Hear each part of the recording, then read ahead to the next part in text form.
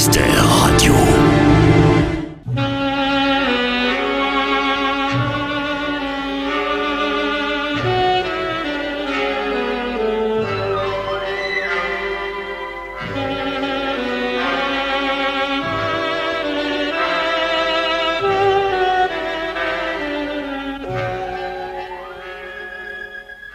À tous les amateurs d'extraordinaire et d'imprévu, à toutes celles et à tous ceux qui lisent le journal aussi pour y trouver des histoires, Pierre Véry et Maurice Renaud présentent Faits divers, une émission réalisée par Pierre Billard.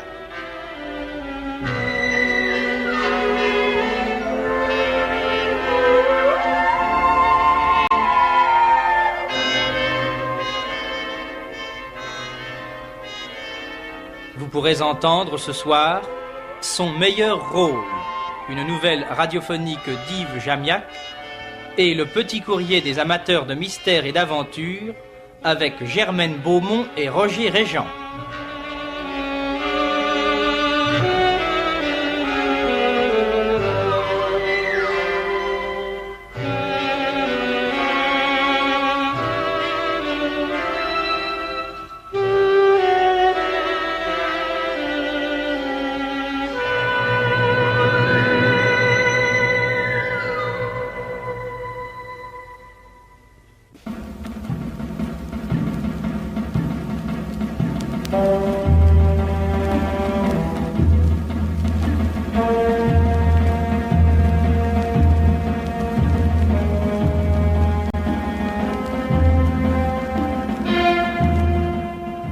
Jacques Thébault, Louis Arbessier, Jacqueline Rivière et Marcel André dans Son meilleur rôle, une nouvelle radiophonique d'Yves Jamiac.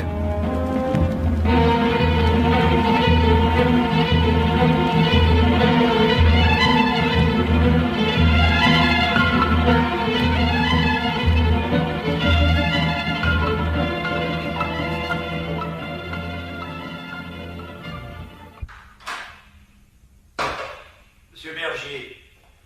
C'est moi, docteur. Vous m'aviez dit de revenir pour voir le résultat de l'analyse.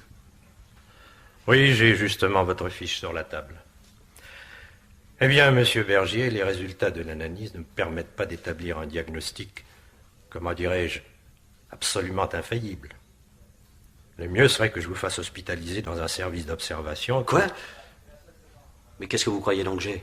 Je vous le répète, je ne peux pas me prononcer avec certitude. Mais vous avez bien une idée, non? Une idée, monsieur Bergier, ça ne veut rien dire, voyons.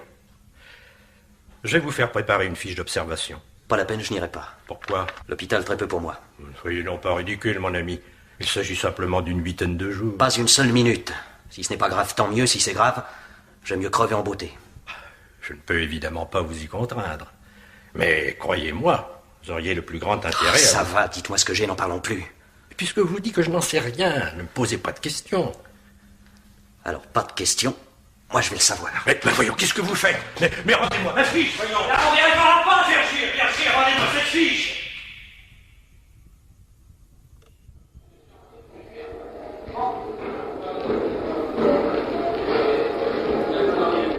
Achetons le téléphone. Voilà, monsieur. C'est 20 francs. Merci.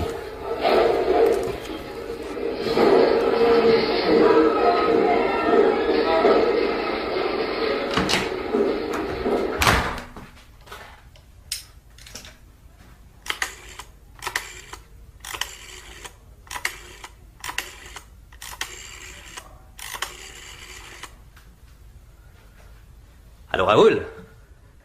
Ici Bergier. Comment vas-tu? Ah, ça marche, la médecine? Ça te plaît toujours? Encore 2 ans, bravo. Tu peux commencer à penser à ton outillage. Monsieur, un vernis comme toi, ça réussit toujours ses examens.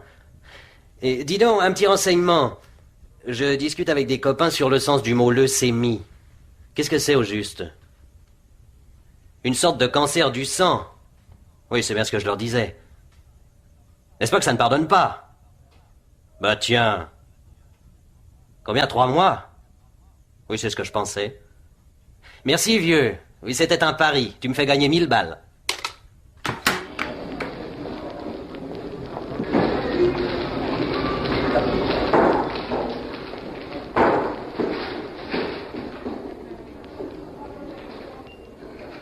Crois-moi, c'est drôle de savoir qu'on est condamné à mort.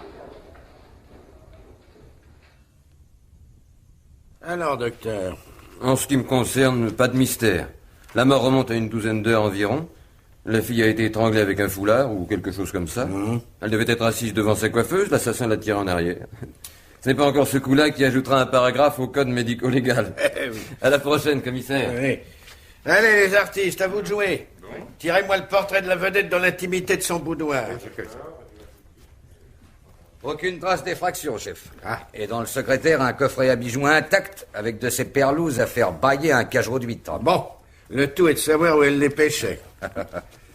Approchez, jeune fille. Oui, C'est vous qui avez découvert le bidule? oui. Comment vous appelez-vous? Georgette Le Prince. Vous étiez au service de la victime? C'est-à-dire, je suis sa bonne. Oui, ben c'est pareil. Depuis combien de temps? 6 mois.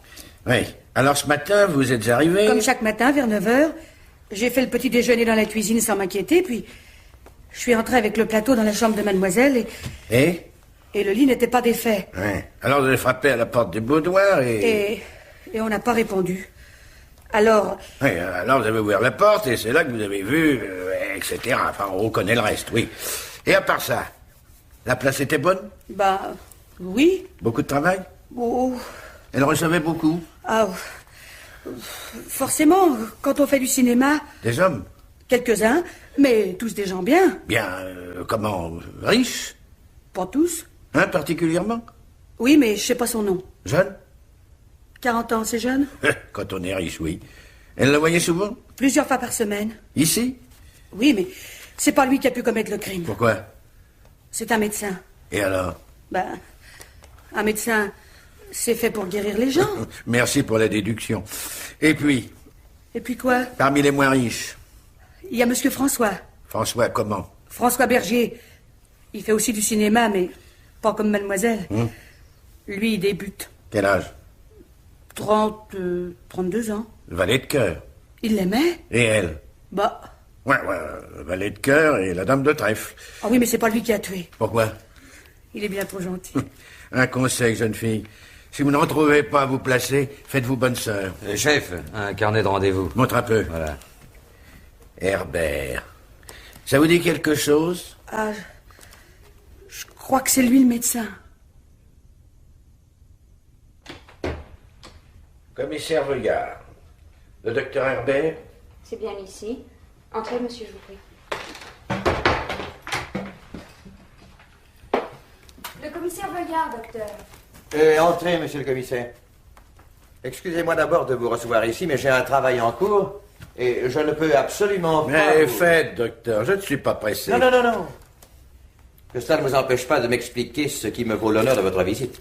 Docteur, vous connaissez, n'est-ce pas, Margot Manfred? Oui? Margot Manfred a été trouvée assassinée chez elle ce matin. C'est toute l'impression que ça vous fait? Oui. Je crois savoir que... Enfin, comment dirais-je, moi... Que vous... Que je l'entretenais. C'est ça? Oui. Et alors? Docteur, est-ce que vous attendiez à cette nouvelle? Oui. Pourquoi? Parce que ça devait finir comme ça, c'était une garce. Vous l'entreteniez, et malgré tout, vous aviez d'elle cette opinion. Oui. Mais vous êtes de ceux que l'amour n'aveugle pas, docteur. Qui vous parle d'amour? Rien n'était gratuit entre nous. Je payais ce qu'elle me vendait rubis sur l'ongle. Et aujourd'hui, vous apprenez sa mort sans la moindre émotion, comme une chose toute naturelle. Monsieur le commissaire, je me bats avec la mort tous les jours. Je vis avec la mort. Aujourd'hui, vous m'apprenez la mort d'une personne que je n'aime pas. Pourquoi jouerais-je la comédie? Je vous rappelle qu'il s'agit d'un assassinat, docteur. Oh, ça, monsieur le commissaire, c'est votre affaire. Et par la même occasion, celle de l'assassin. En quoi puis-je vous être utile? Connaissez-vous un nommé François Bergier? Pas personnellement. Mais je crois savoir de qui vous parlez. C'est Margot Manfred qui vous en a parlé. Oui. Elle vous a jamais laissé entendre que Bergier pouvait être jaloux? Non. Mais c'est une chose possible, n'est-ce pas? Mais je n'en sais rien, monsieur le commissaire. Je n'ai pas de temps à perdre en réfléchissant sur les possibilités d'un homme que je ne connais pas et qui m'est profondément indifférent. Docteur, quand avez-vous vu mademoiselle Manfred pour la dernière fois? Il y a une quinzaine de jours. Et je l'ai laissée en parfaite santé. Comment se fait-il que vous soyez resté brusquement 15 jours sans la voir, alors qu'auparavant vous la rencontriez chez elle plusieurs fois par semaine? À cause de mon travail. Mais il y a des périodes où je reste pendant des semaines cloîtré dans mon laboratoire. Une dernière question, docteur. Que faisiez-vous hier soir? J'ai eu une très importante conversation avec une nichée de cobayes. Vous avez des témoins? Oui. Qui? Les cobayes. Ouais. Merci tout de même, docteur. Excusez-moi de vous avoir dérangé. Permettez-moi seulement de vous faire remarquer que dans mon métier, je me bats moi aussi tous les jours contre la mort. Oui? François Bergier? Oui? Commissaire Veuillard? Entrez donc, je vous attendais. Ah, très bien. Inutile en ce cas de vous demander si vous savez ce qui m'amène. Inutile, en effet. J'ai appris par les journaux de midi. Du chagrin? Oui. Vous l'aimiez? Oui. Et elle? Vous êtes artiste dramatique? Oui, enfin j'essaie. Comme j'ai déjà essayé un tas de choses sans résultat. N'importe quoi pourvu que je ne sois pas notaire dans une ville de province. Le rêve de papa. Remarquez que ça a quelquefois du bon. Possible. Seulement faut aimer ça. Oui, c'est pas votre cas. Sûrement pas. Moi, monsieur le commissaire, je voulais faire quelque chose d'utile. Quoi, par exemple? Je cherche. Dans le cinéma? Le cinéma, c'est une surface pour mettre sur les cartes d'identité. Oui, en somme, vous voudriez faire quelque chose, mais le travail vous fatigue. Peut-être bien. Il est moins glorieux, mais plus facile de se laisser entretenir. Tellement plus facile que c'est venu sans que je m'en rende compte. Et alors, tant que vous connaissiez Margot Manfred? Non, à peu près 3 mois. Vous aviez l'impression d'être le seul? Pendant les 8 premiers jours, peut-être. Oui. Après, bien sûr. Et lorsque vous vous êtes rendu compte qu'il y avait de la concurrence? Je l'aurais tué. Tiens. Et vous êtes certain de ne l'avoir pas fait? Ne perdez pas votre temps, monsieur le commissaire. Avez-vous déjà entendu parler du docteur Herbert? Ça m'aurait étonné. Vous le connaissez? Je ne l'ai jamais vu. Quand il sonnait à la porte principale, moi je filais par l'escalier de service. Margot était une fille pleine de pudeur. Seulement si j'avais dû tuer quelqu'un, c'est plutôt lui que j'aurais choisi. Pourquoi? Parce que c'est à cause de lui que j'ai honte de moi. Quand je filais par la sortie des domestiques, j'emportais son souvenir enveloppé dans les 3 ou 4 billets de banque que Margot me fourrait dans la poche en me chuchotant « Tiens, c'est la faculté qui te l'offre ». Je le hais de m'avoir donné l'occasion d'être un petit salaud. Oui, en somme, dommage que ça ne soit pas lui la victime. Parce que vous auriez eu un mobile intéressant, discutable, mais intéressant. À tout hasard, que faisiez-vous hier soir? Hier soir, attendez... Oui. J'étais avec des copains boulevard Saint-Michel dans un bistrot. À quelle heure? Pour faire 10 heures. Et avant? J'ai dîné dans un restaurant de la rue Cujas. Jusqu'à 10 heures? Non, jusqu'à... Je sais pas, moi, peut-être 8h30, 9h. Oui, et entre 9h et 10h? Je me suis baladé. Tout seul? Oui. Et après? J'ai été chez elle. Ah oui? Oui, j'ai sonné, comme on ne répondait pas, j'ai cru qu'elle passait la nuit dehors. Ça lui arrivait souvent. Il était quelle heure? À peu près minuit. Et après? Je suis rentré chez moi. Bon. Eh ben, ravi d'avoir fait votre connaissance. On se reverra peut-être. Pourquoi? Vous me soupçonnez? Mais non, mon petit. Je fais pas si vite. J'en suis à la période des contacts. Je fais connaissance avec les gens. A priori, je crois ce qu'ils me disent. Pourquoi pas? Tellement mieux de penser que les gens disent vrai, non? Dire la vérité, c'est quelquefois manière de se rendre utile. Tiens, vous qui cherchiez à vous rendre utile, voyez donc de ce côté-là. Au revoir. Peut-être adieu.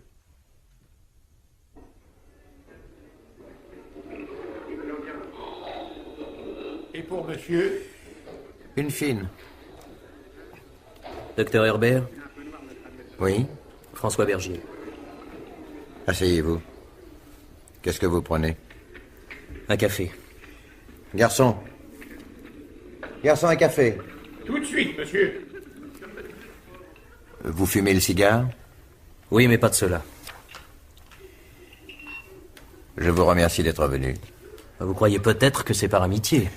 Je ne crois rien. Je vous ai donné un rendez-vous et je constate que vous êtes là.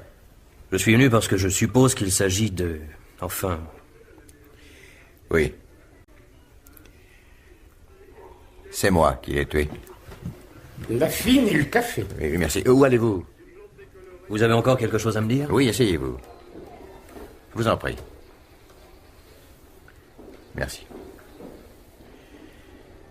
Cette sordide histoire s'explique en 2 mots. Le confessionnal, c'est en face. Je ne tiens pas à me confesser. Je n'attends le pardon de personne. Mon intention est de payer. Je me rendrai moi-même à la caisse pour payer ce que ça coûte. Comprenez bien que ce n'est pas votre avis que je demande. Alors, qu'est-ce que vous me voulez? Voilà. J'ignore si vous êtes au courant, mais Margot trempait dans une histoire de drogue, oui. Vous ne le saviez pas. Tant pis. C'est pourtant comme ça. J'ai fait cette découverte il y a 1 mois, très simplement. Je me suis aperçu que des ampoules de morphine avaient disparu de mes réserves. Oh, ma petite enquête n'a pas été longue à aboutir, mais c'était trop tard. Avec ces ampoules, eh oui, Margot prétendait me faire chanter. Elle voulait que je devienne pourvoyeur de son trafic. Vous imaginez ma réponse. J'ai voulu la dénoncer, seulement elle avait pris ses précautions. 10 personnes au moins pouvaient témoigner que la morphine qu'elle avait en sa possession, c'était moi qui la lui avais fournie. Cette sale histoire était à ce point manigancée que la justice elle-même s'y serait peut-être trompée. En tout cas, je ne pouvais pas me permettre de risquer ça. Et maintenant, c'est mieux? Oh, j'en sais rien. Cela dépend de vous. De moi? Mais moi, je ne souhaite qu'une chose, c'est d'aller vous voir blêmir dans votre box aux assises. C'est de voir enfin le docteur Herbert ne plus pouvoir se servir de son fric, même pour acheter sa peau. Oh, soyez tranquille. Vous pourrez bientôt vous offrir ce luxe. Même si je le pouvais, ma peau, je ne la rachèterais pas. Alors qu'attendez-vous? Que je vous donne le bras pour vous accompagner au commissariat du quartier? Non. J'ai besoin que vous m'aidiez à gagner du temps. Taisez-vous. Taisez-vous, on le regarde. Garçon. Voilà. Combien je vous dois? 150. Voilà, gardez tout. Merci, messieurs. Sortons d'ici, on commence à nous regarder. Descendons sur les berges, nous serons plus tranquilles.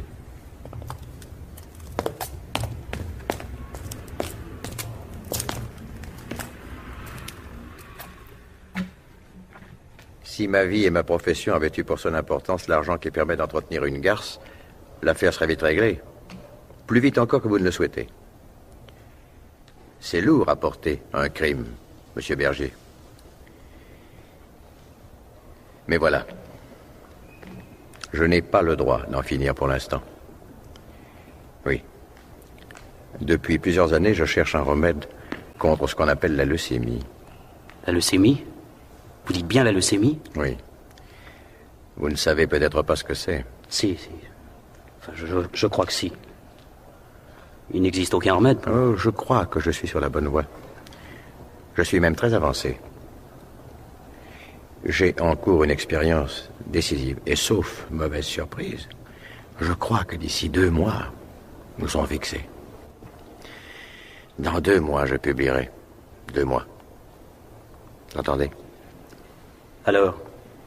Le crime que j'ai commis est un crime primaire. La police n'aura pas à flairer longtemps. Je ne sais pas ce qu'elle trouvera, mais elle trouvera quelque chose. Ce soir ou demain, je risque d'être arrêté. Et ça, ce n'est pas possible. Vous expliquerez tout ça au juge d'instruction? Qu'est-ce que vous voulez que ça me foute à moi? Mais vous auriez aussi pu tuer cette fille. Je veux dire que vous aviez des mobiles suffisants. Vous et moi, nous sommes les 2 seules personnes que l'on puisse accuser. Et voilà, c'est vous, le coupable. Si vous vous accusiez, on vous croirait. Vous ne voudriez pas que... On me dit que vous ne m'avez pas regardé. Non, il s'agit de dépister la police durant 2 mois. Je vous donnerai l'argent nécessaire pour vivre pendant ce temps-là en vous cachant. Toujours votre sale fric. Mais nom de Dieu, comprenez donc que ce n'est pas le fric qui compte, ce n'est pas moi, ce n'est pas vous. Bien sûr. Vous dites 2 mois d'expérience? Oui. La vie est tout de même marrante. Vous ne trouvez pas? Mademoiselle, en tant qu'assistante du docteur Herbert, êtes-vous tenue à assister le docteur lorsque celui-ci travaille le soir? Non, monsieur le commissaire, je quitte régulièrement mon service à 19h. En ce cas, comment pouvez-vous affirmer que le docteur a passé la soirée du 24 dans son laboratoire? Parce que ce soir-là, il est arrivé quelque chose de particulier. C'est-à-dire? Eh bien, j'ai l'habitude, avant de quitter mon service, de dire au revoir au docteur. Alors, le 24 à 19h, lorsque j'ai voulu le faire, le docteur n'était pas là.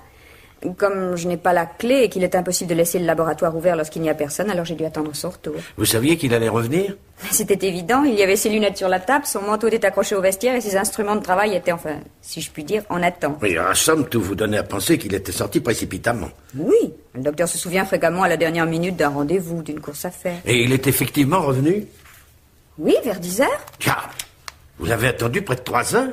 C'est pour ça que je m'en souviens. Il s'est donc absenté de 19h à 22h. Exactement. Mademoiselle, comment appelez-vous le temps qui s'écoule entre 19 et 22h?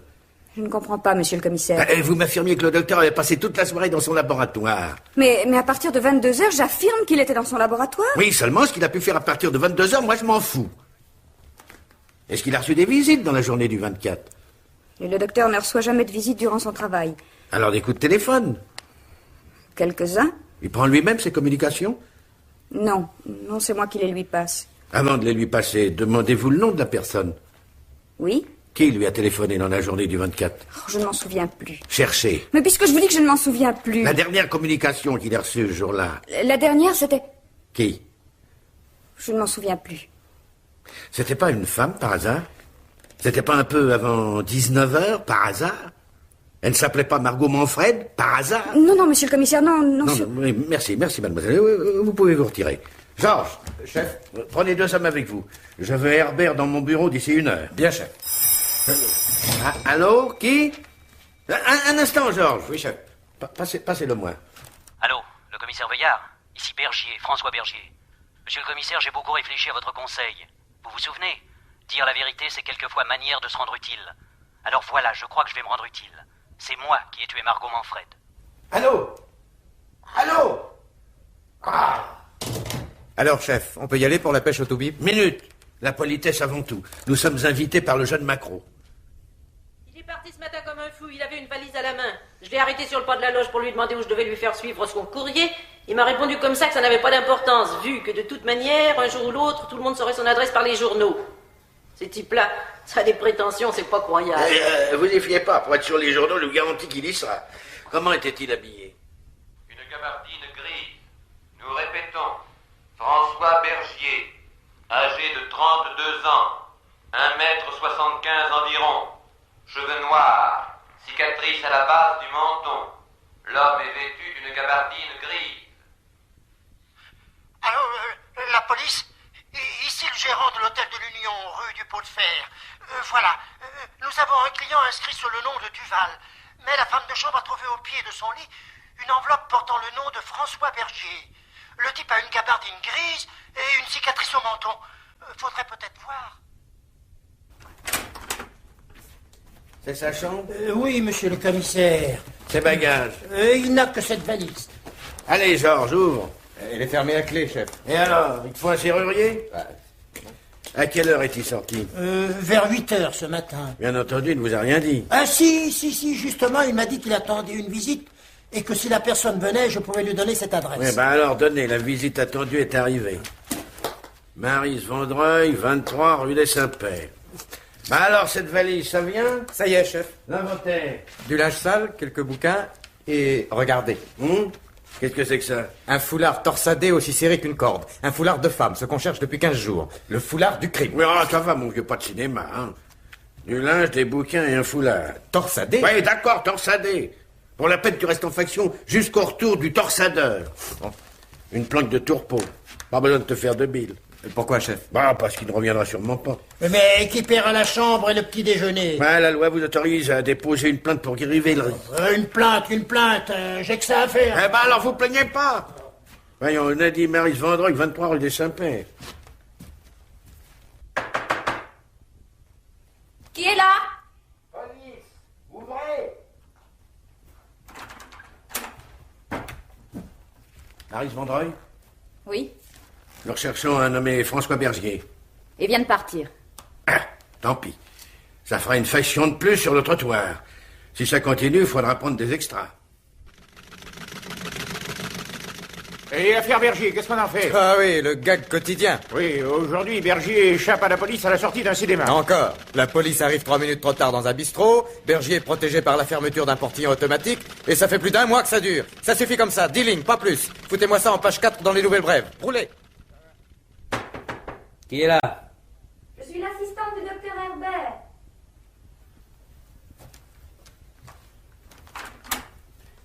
mademoiselle? Je suis l'assistante du docteur Herbert. Connais pas. Oh, je vous en prie. Cela fait des semaines que je cherche à vous voir. Monsieur Bergier, n'est-ce pas? Vous faites erreur. Vous n'avez rien à craindre de moi. Que voulez-vous? Monsieur Bergier, voici 5 ans que je travaille avec le docteur Herbert. C'est un homme en qui j'ai mis toute ma confiance et pour la défense duquel je lutterai de toutes mes forces. Et alors? J'ai besoin de savoir la vérité. Quelle vérité? La police m'a interrogé au lendemain de l'histoire que vous connaissez. Certaines questions m'ont troublée. Par exemple, une question d'heure, pendant lesquelles le docteur s'est absenté du laboratoire. Effectivement, d'une manière insolite. Il faut que je sache. Que vous sachiez quoi? Qui a tué Margot Manfred? À quelle heure avez-vous rendez-vous avec le commissaire Veuillard, mademoiselle? Comment pouvez-vous penser? Comprenez donc que je n'ose plus regarder le docteur dans les yeux. Enfin, je vis quotidiennement avec cette obsession. Je me moque éperdument de la police. Qu'elle cherche, qu'elle trouve, qu'elle ne trouve pas, ça la regarde.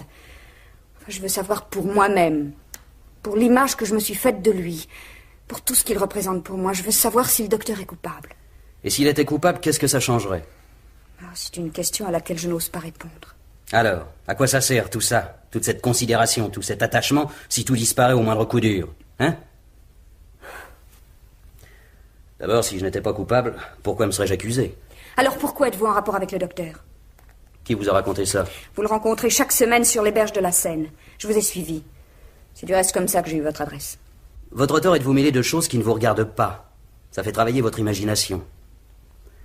Je vais vous tranquilliser. Le docteur Herbert me vient en aide par sympathie personnelle. Je ne vous crois pas. Alors je le fais chanter. Ça vous plaît davantage? Monsieur Bergier, qui a tué Margot Manfred? Moi.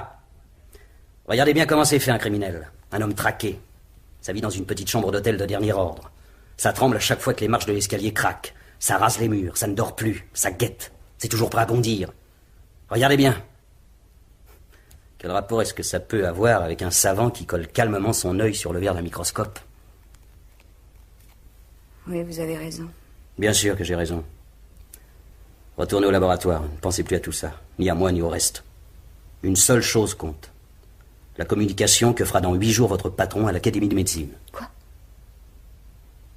Vous êtes au courant de cela? C'est pour ça qu'on se voit sur les berges de la Seine. Je me demande si vous seriez capable de... De? Non, rien, une idée stupide. Mademoiselle, je déteste le docteur Herbert. S'il avait commis un crime, je crois que je l'aurais dénoncé. Ça vous suffit? Oui. Excusez-moi. Bonsoir. Bonsoir. Des aveux téléphoniques, le type se cache, le foulard torsadé, etc. Jamais un assassin n'a été plus aimable avec la police. Quand on le tiendra, ça sera du tout cuit. Tu crois ça? Dame, c'est que ça en fait des preuves. Oui, ça en fait trop pour mon goût. Trop? Oui. Ah ma parole, vous vous plaignez que la mariée soit trop belle? Comme tu dis. On va légèrement laisser tomber.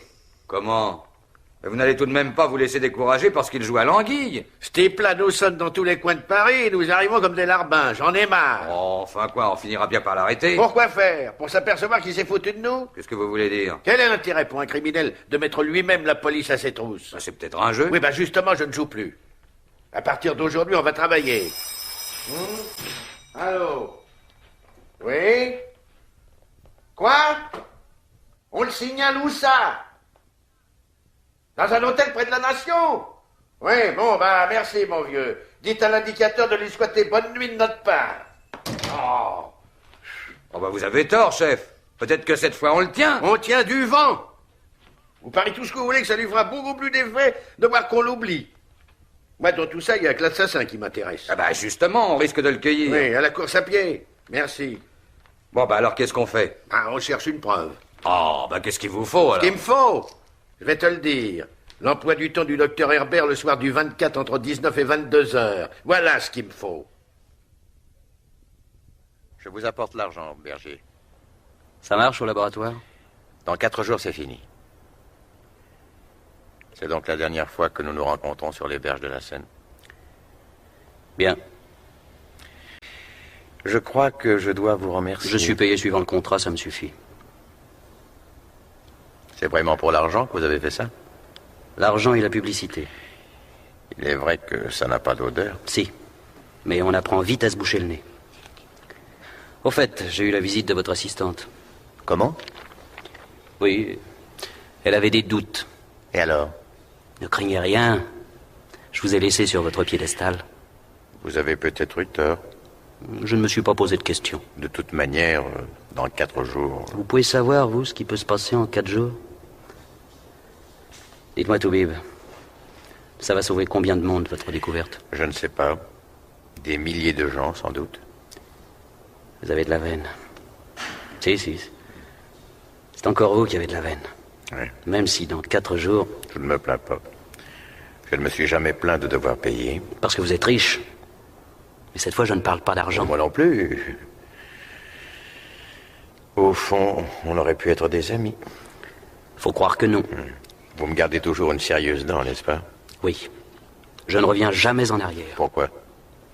Ça me donne le vertige.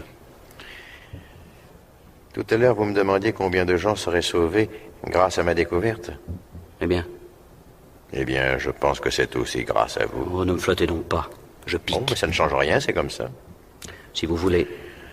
On se donne la main. Pourquoi faire? Pour se dire adieu. Non. C'est dommage. Du nouveau, chef.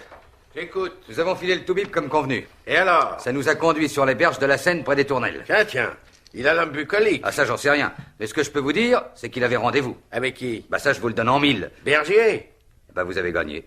Et puis? Herbert lui a refilé une enveloppe. Ils ont échangé 3 phrases et ils se sont quittés. Tu vois, fiston, pour courir après un assassin, le cerveau, c'est mieux que les jambes. C'est encore moi, docteur. Je vois. J'ai pensé qu'en venant à votre domicile, je ne risquais pas de vous déranger dans votre travail. Je vous remercie de cette attention, monsieur le commissaire. Mais à mon domicile, je me repose. C'est également ce que je me suis dit. Mais il arrive un moment où il faut bien se décider. Voyons, docteur, entre le travail et le repos, qu'auriez-vous choisi? Je place mon travail au-dessus de toute chose au monde. C'est bien ce que vous vouliez savoir. Oui, c'est très exactement cela.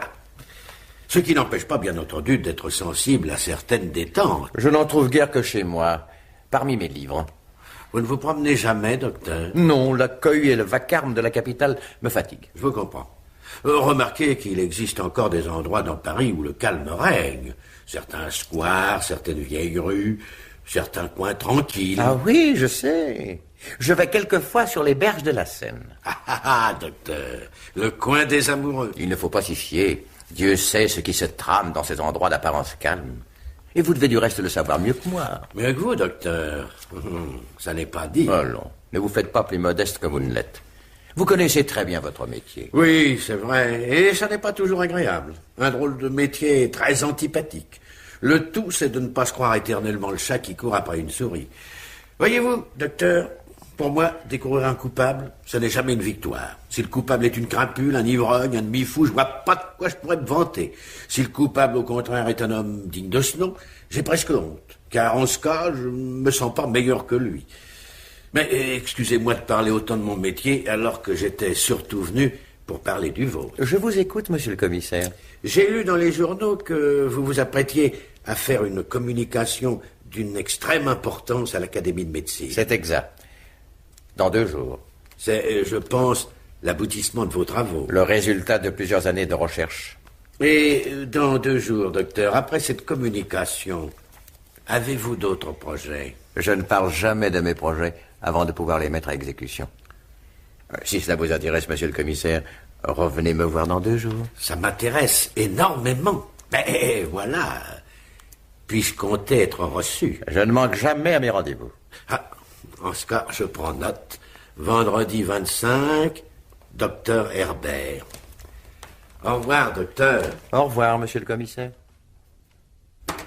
Docteur. Je vous ai dit 1000 fois de ne pas me déranger aujourd'hui. Je rédige ma communication, elle doit être terminée ce Mais soir. quelque chose de grave s'est produit, docteur. À quel sujet? Les cobayes. Eh bien, parlez.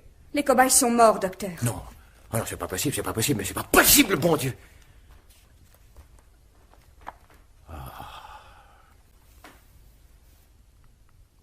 Et voilà. 15 ans de recherche pour en arriver là. Et moi, je suis certaine que nous touchons au but. Il suffit d'un rien maintenant. Ah non, c'est fini. Oh, comment pouvez-vous vous laisser abattre? Vous savez mieux que personne que rien n'est jamais perdu. Enfin, peut-on se baser sur un échec pour dire que tout est fini? Non, mais tout est fini. Mais alors que ce n'est peut-être qu'une question de semaine. Je n'ai plus devant moi qu'un seul jour. Et que voulez-vous dire? Ah, quoi bon? Vous avez déjà deviné. Mais oseriez-vous soutenir le contraire? Oh non, docteur, non, ce n'est pas vrai, dites. Excusez-moi, ma petite Hélène. Et moi, je vais mettre un peu d'ordre dans mes papiers. Il me reste en vérité si peu de temps. Même pas celui de remercier Bergier. Ah, tenez. Voici sa nouvelle adresse. Soyez donc assez aimable pour me rendre ce dernier service.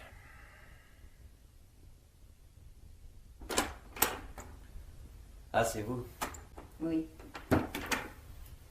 Je viens vous remercier de la part du docteur Herbert. Qu'est-ce que ça veut dire? Je n'attends de remerciements de personne. Non, inutile, je suis au courant. À ces remerciements, j'ajoute les miens. Vous avez tort. Je n'ai voulu rendre service à personne. Mais vous l'avez fait. Alors si je comprends bien, mon rôle est terminé. Oui. Dommage. Je commençais à me prendre au sérieux. À quelle heure la communication demain? Il n'y aura pas de communication. Comment? Les travaux du docteur Herbert n'ont pas abouti. C'était pas possible. Un homme comme lui ne peut pas se tromper, ce n'est pas vrai. Alors tous ces travaux, toutes ces expériences, tout ça c'est du vent? Tenez. Elle vous envoie cela. Qu'est-ce que c'est? Une dernière enveloppe. Mais tenez, prenez. Vous l'avez bien gagné. Foutez-moi la paix avec votre saloperie. Je croyais que vous n'aviez fait cela que pour de l'argent. Oui. Je ne sais pas ce qui m'arrive. Ça doit être le rôle qui me colle à la peau. Faites pas attention. À force de jouer Jules César, il y a des types qui se sont pris pour Jules César. Vous avez raison, donnez-moi l'argent. Maintenant que vous êtes au courant, est-ce que vous avez foutu votre idole par terre? Non. Tant mieux. Je trouve que ça aurait été moche.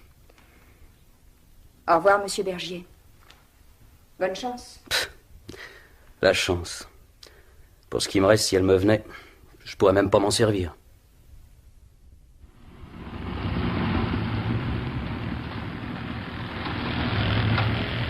Deux hommes seulement, ça suffira.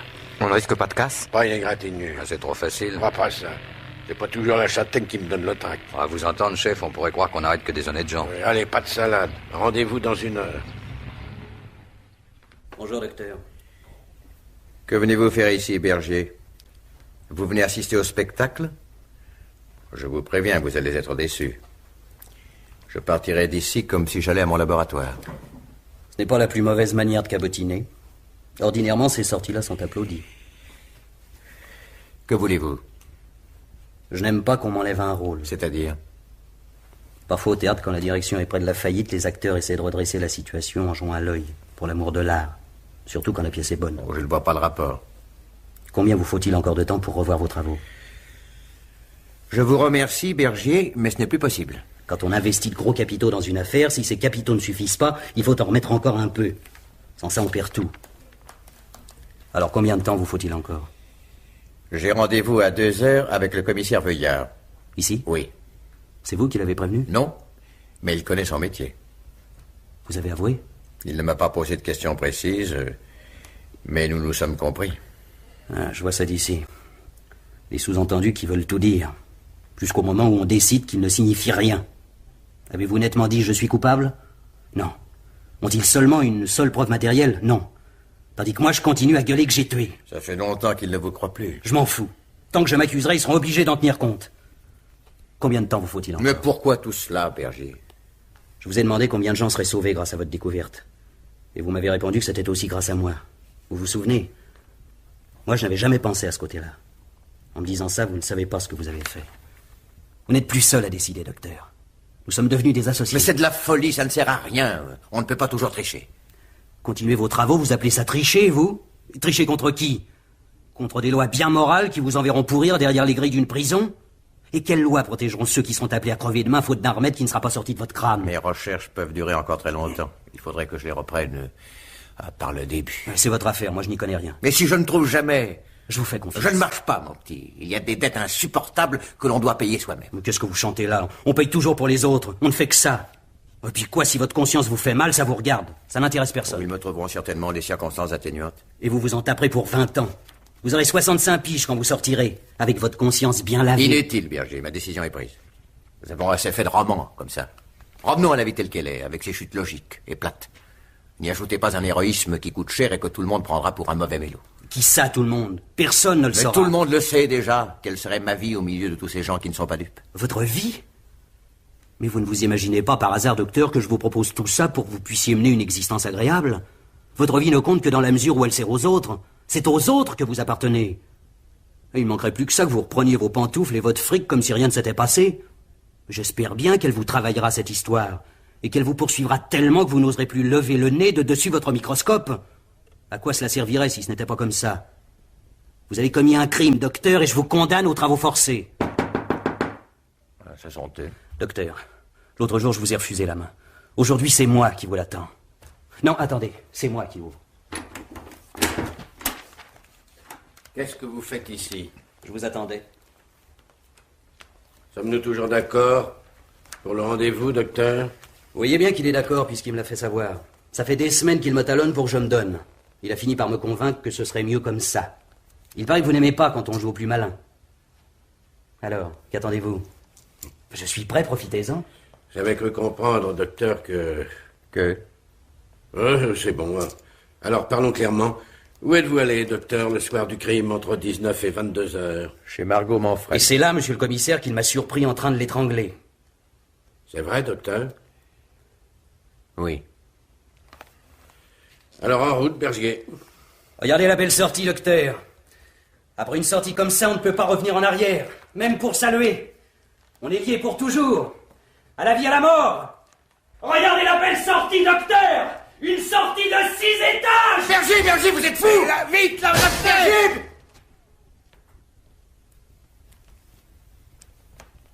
Georges, appelle l'ambulance. Monsieur le commissaire. Oui? Si vous avez encore des questions à me poser... Inutile, docteur. Votre temps est précieux, vos travaux vous attendent, et pour moi, c'est une affaire classée.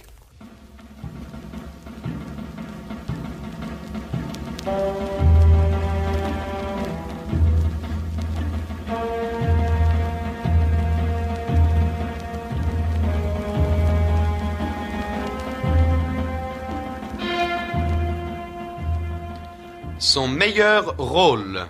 Nouvelle radiophonique d'Yves Jamiac avait pour interprète Jacques Thébault dans le rôle de François Bergier, Louis Arbessier, le docteur Herbert, Jacqueline Rivière, l'assistante du docteur Herbert, avec André Vasselet, Jean Chevrin, Pierre Leproux, Pierre Marteville, Geneviève Morel, Nicolas Amato, Suzanne Célie, Lisette Lemaire, Paul Antéric et Marcel André dans le rôle du commissaire Veuillard.